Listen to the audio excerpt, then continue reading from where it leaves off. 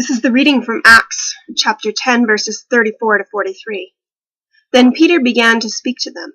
I truly understand that God shows no partiality, but in every nation, anyone who fears him and does what is right is acceptable to him.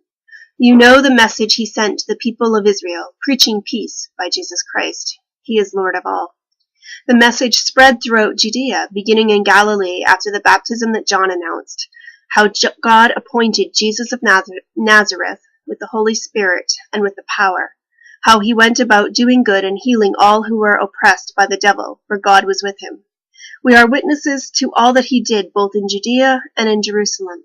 They put him to death by hanging him on a tree, but God raised him on the third day and allowed him to appear, not to all the people, but to us who were chosen by God as witnesses, and who ate and drank with him after he rose from the dead.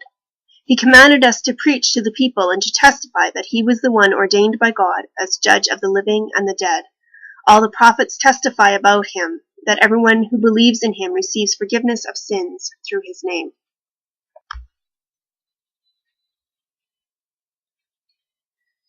This is the community of Silwan in Jerusalem. It's a primarily Palestinian neighborhood, and there are approximately 31,000 people living on 542 acres. It's a very ancient site. It's almost 4,000 years old, and it's believed that this is where King David had baths and gardens. So it's a very rich archaeological site.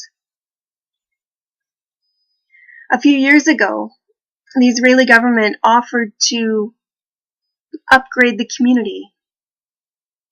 And so they offered to build new roads, to put in water and sewer and electricity.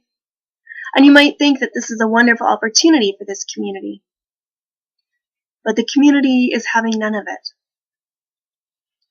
When you enter the community, you will see people sitting along the side of the road. It's very high unemployment, and so perhaps they are just passing the time of day, perhaps being a bit lazy. But in reality, these people are watching, and they are watching very carefully for anything that resembles construction equipment, for bulldozers and dump trucks. And when they see those vehicles approaching, they call everyone that they can think of. They call their friends and family. They call rabbis for human rights. They call ecumenical accompaniers. They call people from a number of different organizations.